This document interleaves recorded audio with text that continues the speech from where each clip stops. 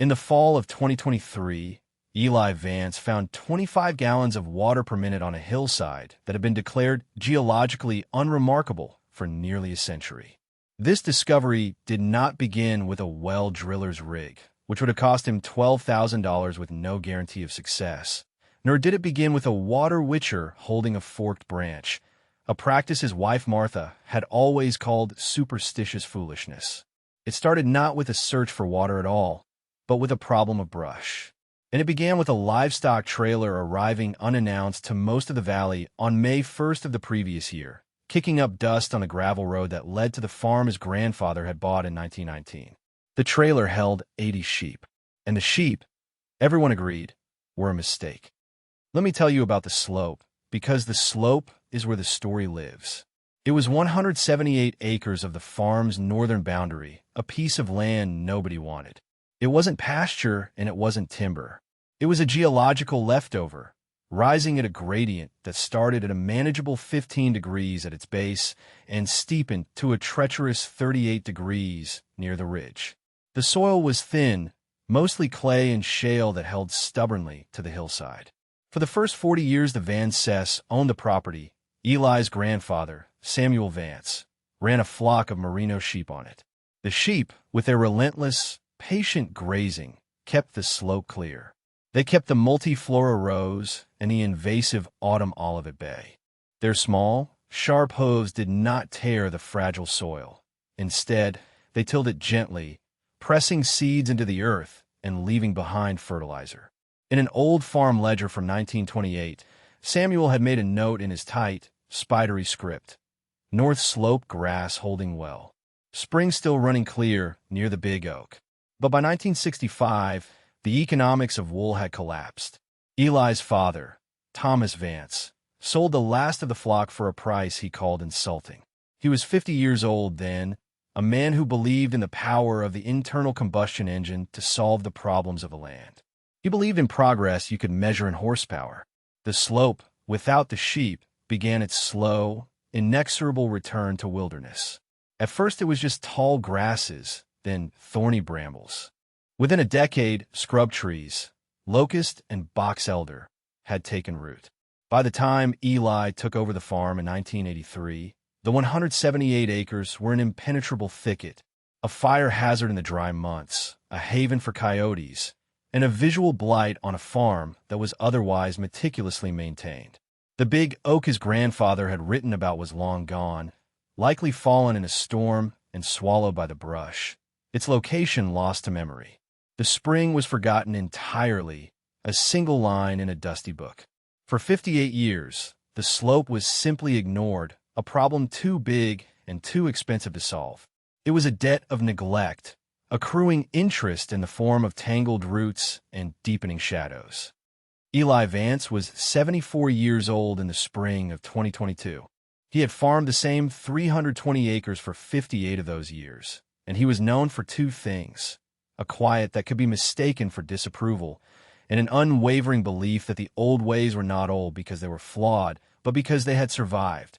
He stood 5 feet 9 inches, his frame stooped from a lifetime of lifting, his hands thick and calloused, but articulate in their work.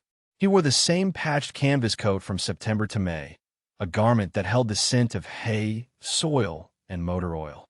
His son, Daniel, 42 years old with a degree in agribusiness from the State University, saw the slope not as a blight, but as an inefficiency. It was 178 unproductive acres, a liability on the balance sheet. That is why, on April 12th, a gleaming white pickup truck with the Agrimec Solutions logo on its door pulled into the Vance farmstead. Out stepped Mark Rinslow. He was 32 years old, the top regional salesman for Agrimec for 3 years running, and he exuded a confidence that came from knowing his products were backed by millions of dollars in research and development.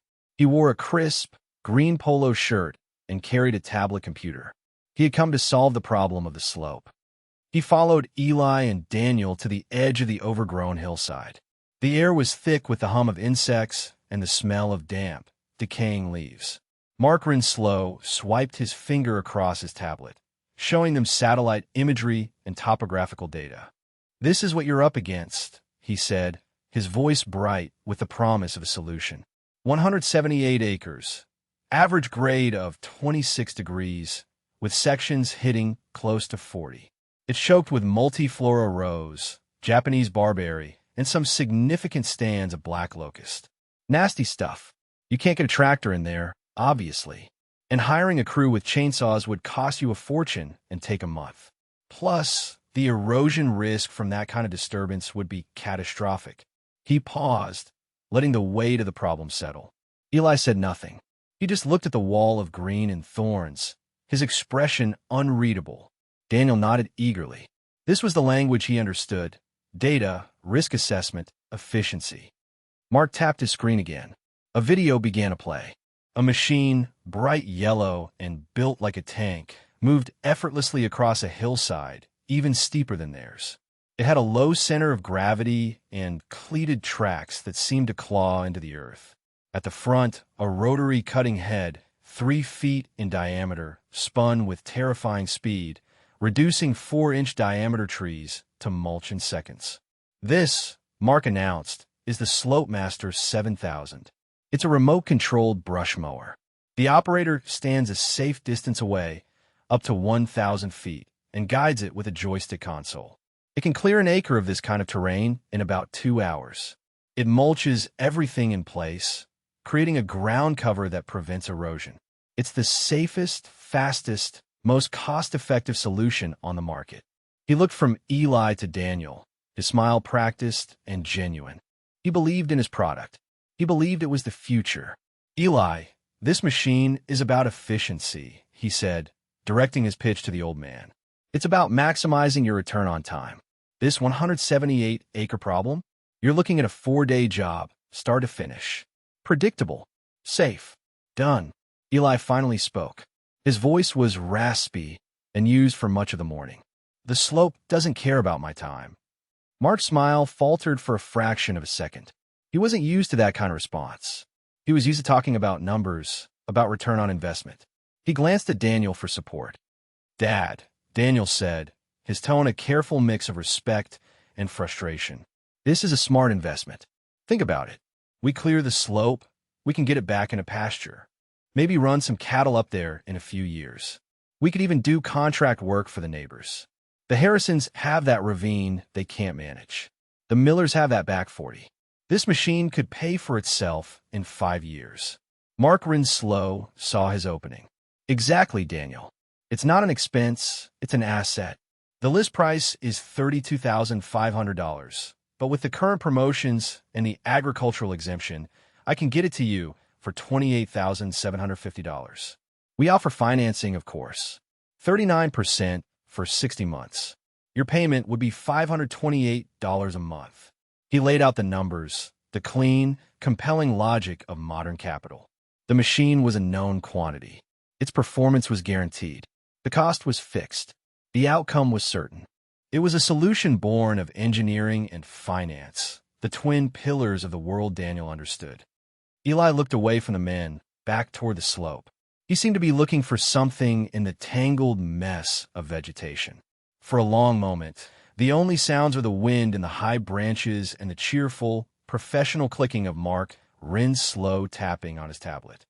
Some things don't have a price, Eli said, not to them, but to the hillside itself. They have a cost.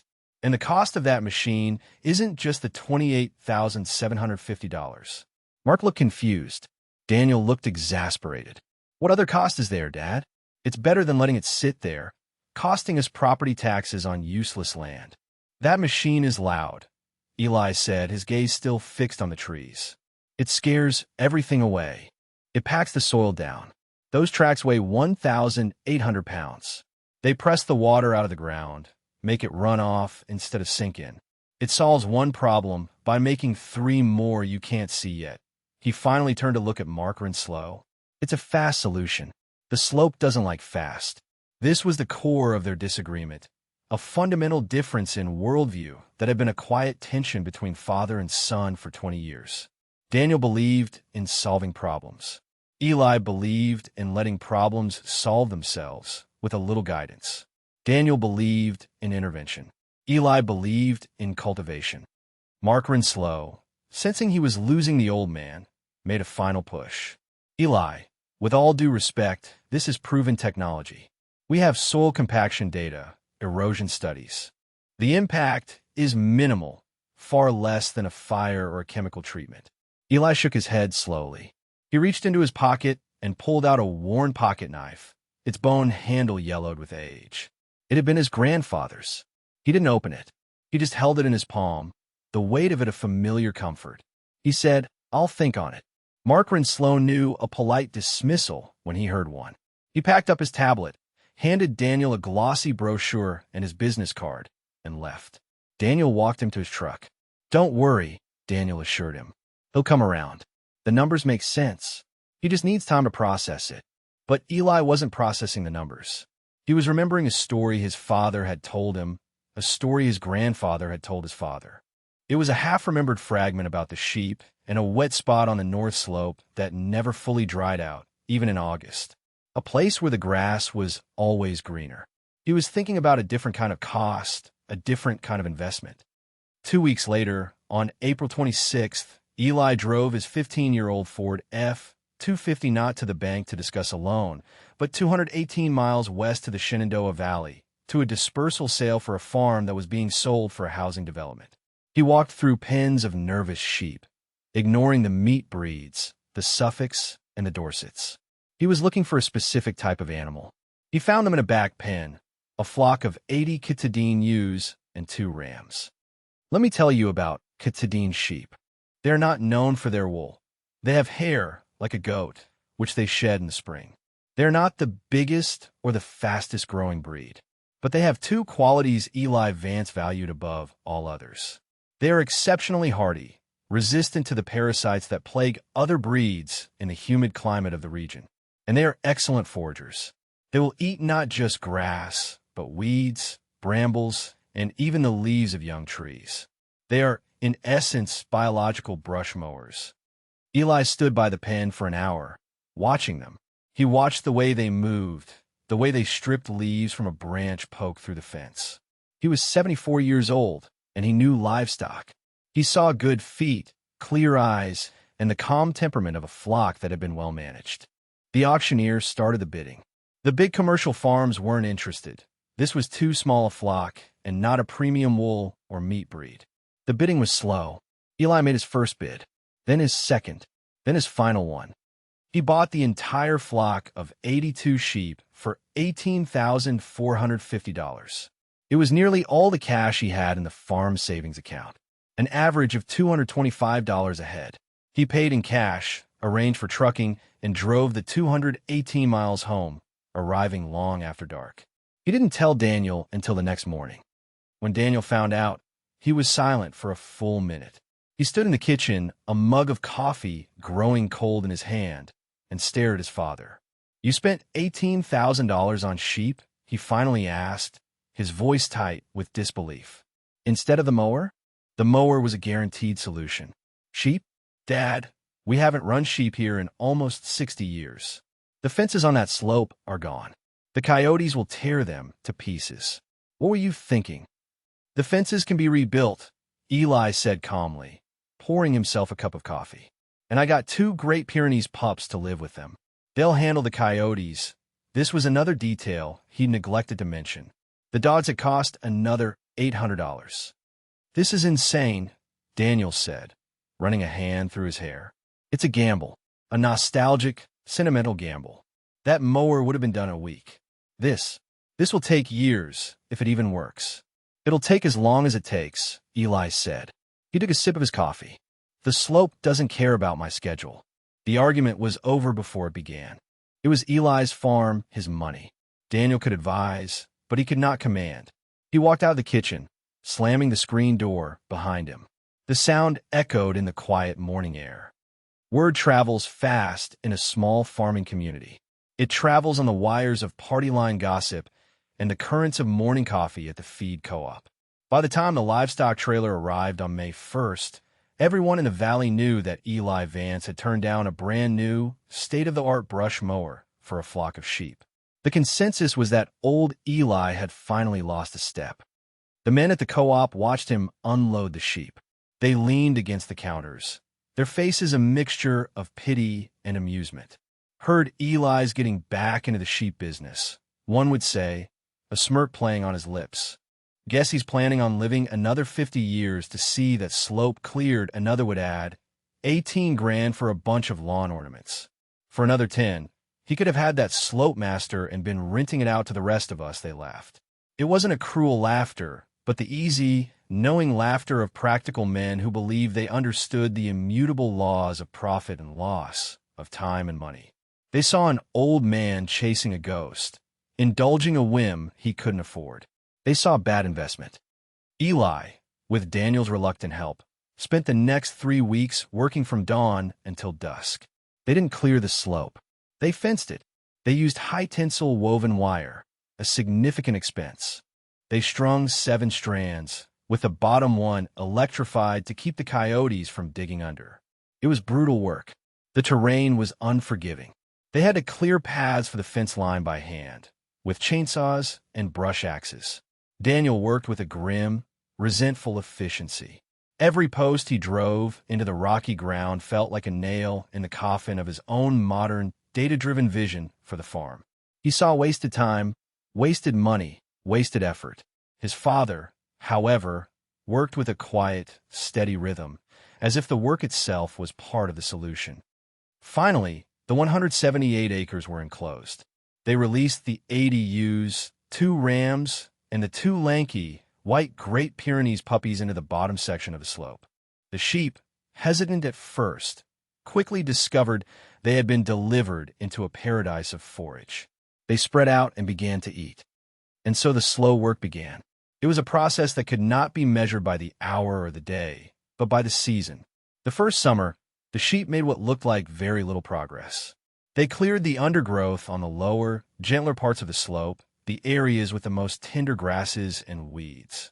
They created a network of narrow paths through the brush. From the road, the hillside looked largely unchanged. The men at the co-op continued their gentle ribbing. "How's that 4-legged brush mower working out, Eli?" they'd ask. Eli would just nod. "They're eating," he'd say. Daniel saw the lack of visible progress as proof of his father's folly. The $528 monthly payment for the slope master seemed, in his mind, like a bargain compared to this creeping, almost invisible process. He'd run the numbers a dozen times. Even factoring in the cost of fuel and maintenance for the mower, the 5-year projection showed a clear profit from contract work. The sheep, meanwhile, were just an expense. They needed supplemental feed in the winter, veterinary care, shearing, even though their hair had little value. The ledger was all red ink. But Eli was watching things Daniel wasn't.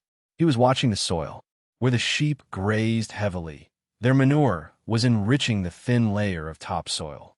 Their hooves were breaking up the hard, sun-baked clay, allowing rainwater to penetrate rather than run off.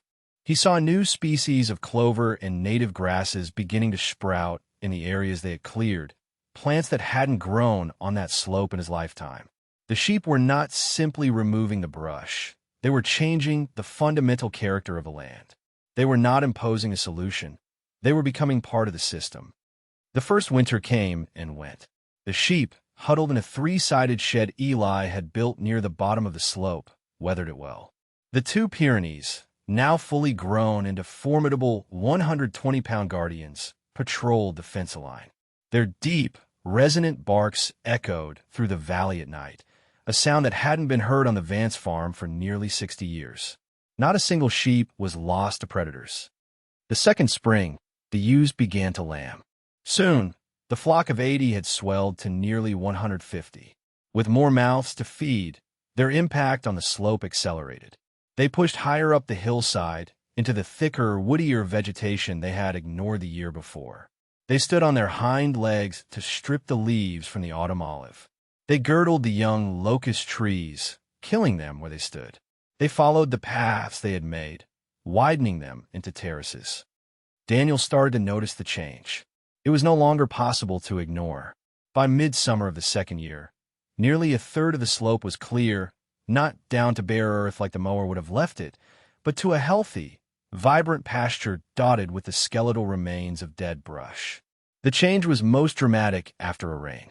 The cleared sections soaked up the water like a sponge, while the gullies on the neighbors' conventionally managed fields ran brown with runoff. He didn't mention it to his father, but he started walking the fence line in the evenings, not as a chore, but as an observation. He saw the birds returning, quail and turkey, which hadn't been seen on that part of the farm for decades. He saw that the land wasn't just being cleared, it was coming alive. His agribusiness degree had taught him about soil health, about rotational grazing, about integrated pest management.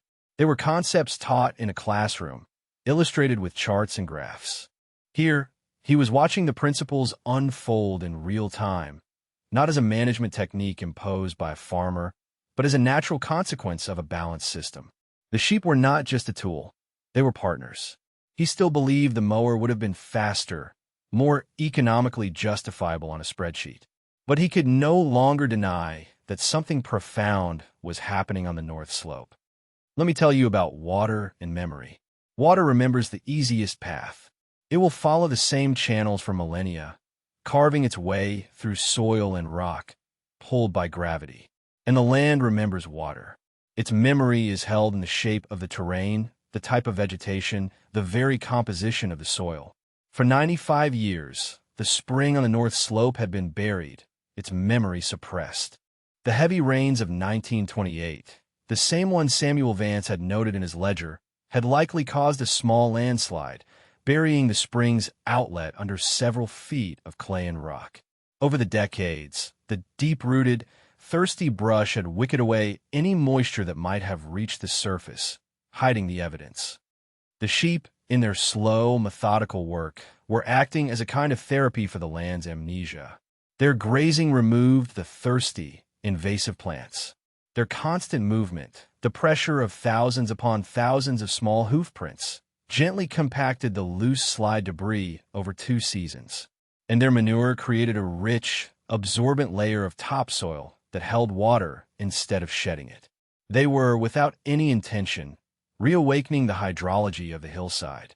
They were preparing the land to remember itself. On October 7th of the second year, the weather was cool and clear. The autumn rains had been gentle, but steady for a week. Daniel was walking the upper pasture, checking the fence line before moving the flock to a new section. The air smelled of wet leaves and clean earth. He was walking along one of the wider sheep terraces, about 2/3 of the way up the slope, in a section that had been cleared only that summer. He was looking at the fence, not the ground. But something caught his eye, a patch of earth, darker than the surrounding soil. It was near the base of what looked like the massive, moss-covered stump of a long-dead oak tree. He stopped. He had walked this path a dozen times. He had never noticed it before. It wasn't a large patch, maybe the size of dinner plate. He assumed it was just a spot that had held the rain longer than the rest. But something made him pause. The dogs, who were with him, trotted over to the spot and began sniffing it intently. He walked closer, crouching down. The air felt cooler right there. He reached out and pressed his fingers into the dark soil. The ground was wet. It was not just damp from the recent rain.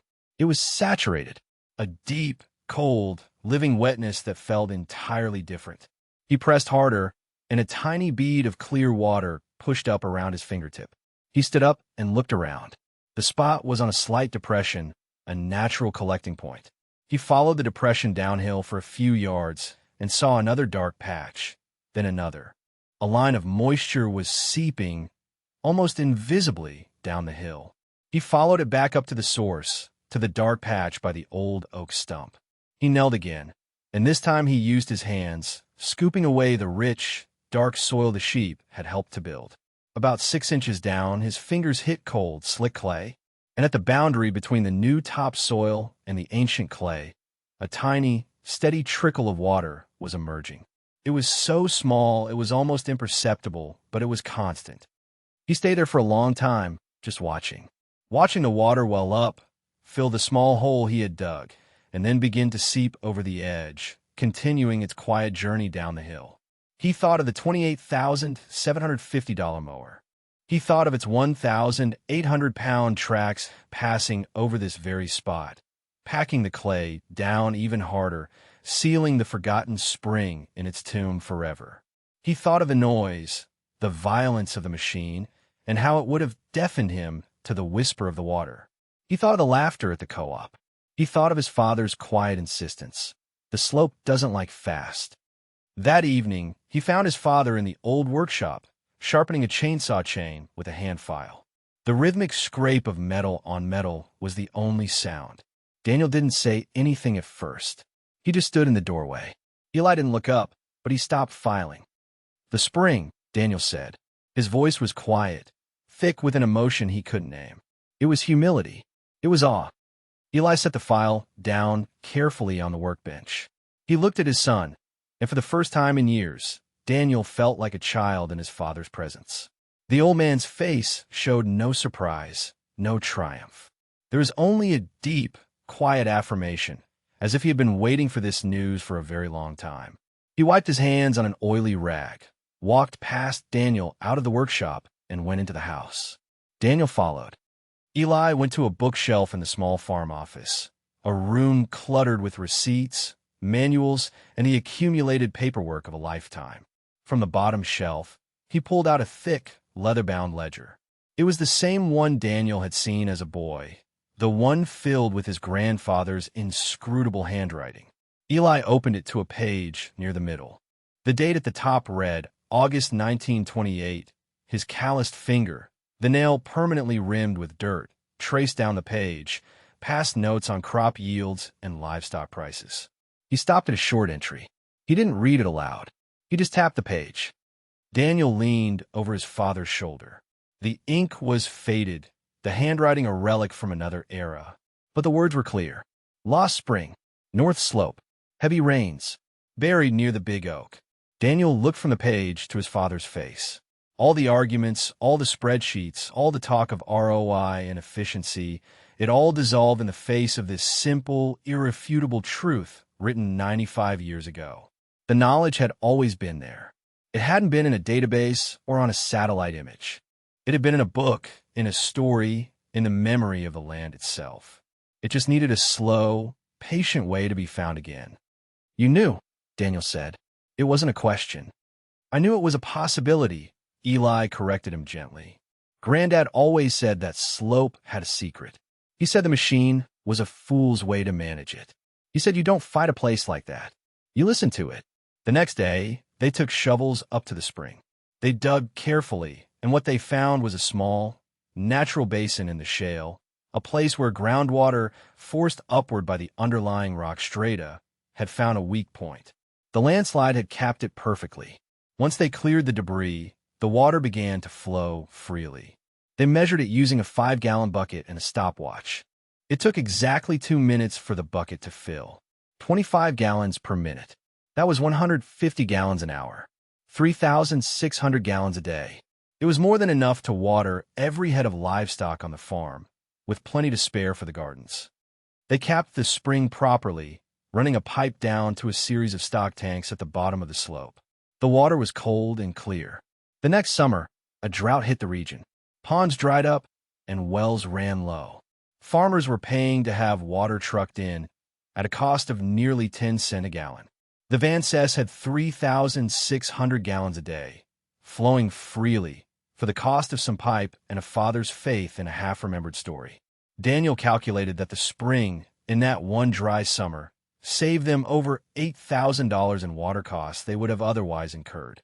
The sheep, which had already paid for their initial investment in lambs and improved pasture, had yielded a dividend that could not be measured on a balance sheet. They had delivered water security, resilience. The men at the co-op stopped laughing. They drove by the Vance farm slowly now, looking up at the north slope, which was nearly clear, covered in a lush, green pasture where 150 sheep and their lambs grazed peacefully. Some of them stopped in on the pretense of buying a dozen eggs or borrowing a tool. They'd ask about the spring. Eli would just nod and point toward the hill. "Go see for yourself." They would walk up the slope, stand by the collection tank, and watch the clear, cold water pouring from the pipe. They would shake their heads, not in amusement anymore, but in quiet wonder. They didn't talk about the Slope Master 7000. One day, Mark Renslow, the salesman, was in the area and stopped by the farm. He saw the transformed hillside. "Wow," he said to Daniel, genuinely impressed. "You guys must have hired a huge crew to clear all this. I told you, getting rid of that brush would open this place up." "We didn't hire a crew," Daniel said, a small smile on his face. He pointed to the flock of Kitadines grazing contentedly. "They did the work." Mark Renslow stared at the sheep. He looked at the vast, cleared hillside. He did the math in his head, and it didn't compute. His mind couldn't reconcile the slow, biological process with the dramatic, large-scale result. "Incredible," he said, but his voice was hollow. It was a reality that his data sheets and his engineering specs had no way to account for. He saw the pipe leading from the hillside to a water tank. "New well?" he asked. "No," Daniel said. "Old spring." Mark Renslow nodded, but he didn't understand. He saw an anomaly, a lucky break. He couldn't see the system at work, the partnership between the animals and the land, guided by a wisdom that measured time in generations, not fiscal quarters. He got in his gleaming white truck and drove away, back to a world of predictable, quantifiable solutions. The story of Eli's sheep and the rediscovered spring became a quiet legend in the valley. It wasn't a dramatic story of man conquering nature. It was the opposite.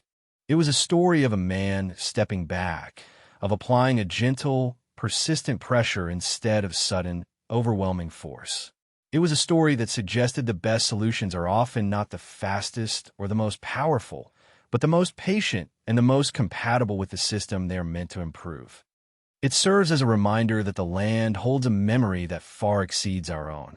The important things, the location of water, the fertility of the soil, the resilience of a particular seed, are not always recorded in the digital cloud, but in the cursive of a grandfather's hand, in the instinct of an animal, and in the silent, waiting earth itself. It suggests that true wealth is not always about what you can build or buy, but about what you are patient enough to uncover. The slope, it turned out, did not need to be conquered. It needed to be healed. And the healing came not in the form of a 1,800-pound machine, but on the small, patient hooves of 80 sheep.